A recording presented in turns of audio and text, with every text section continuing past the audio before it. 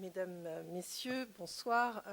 Évidemment, nous allons voter pour cette délibération, mais j'en profite pour rappeler que la ville d'Angers, avant 2014, avait déjà une politique très ambitieuse en matière de vélo, avec un plan vélo qui date le premier de 1999.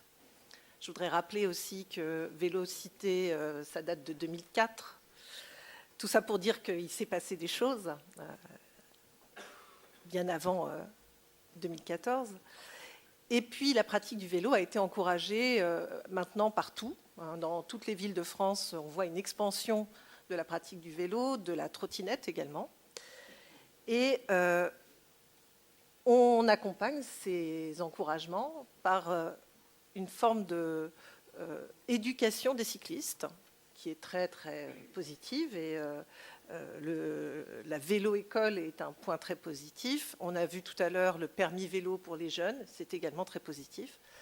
Pour autant, il ne s'agit pas de taper sur les automobilistes ou sur les voitures, comme M. le maire vient de le dire, mais on devrait aussi se poser la question de l'éducation des automobilistes. Et je pense que ça pourrait être intéressant que la ville d'Angers continue d'être précurseur en se préoccupant de cette question. Je vais donner un exemple.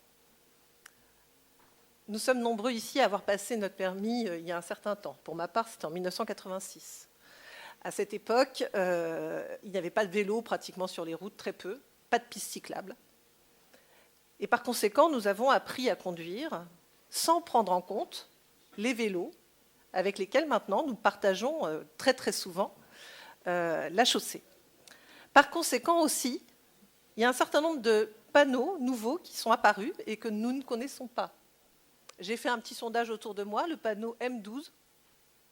Peu d'automobilistes le connaissent. Par conséquent aussi, donc, ils pensent que les cyclistes grillent les feux alors qu'ils ne les grillent pas, qu'ils ont le droit de passer grâce à ce panneau. Et puis, autre élément, il y a un certain nombre d'automatismes qui ne nous ont pas été appris. Quand on tourne à droite, on a l'habitude de regarder s'il y a des piétons. Est-ce qu'on fait attention toujours à voir si on n'est pas en train de couper la route à un cycliste qui est sur une piste cyclable à notre droite? Je vais donner un autre exemple. Il y a une expression que vous connaissez peut-être ou peut-être pas, c'est la poignée hollandaise.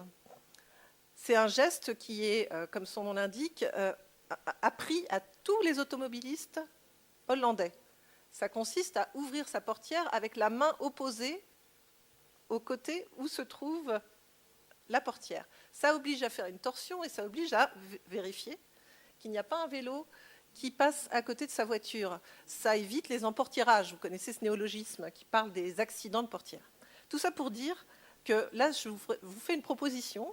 C'est que donc dans cette dynamique autour du vélo, Corinne Bouchou disait tout à l'heure, le vélo, c'est l'affaire de tous, qu'on fasse en sorte que le vélo soit aussi l'affaire des automobilistes, parce qu'en plus, ils sont plus vulnérables que les automobilistes, et qu'on puisse éventuellement, pourquoi pas, lancer une campagne de sensibilisation sur ces questions, parce qu'on a tous besoin de mise à jour.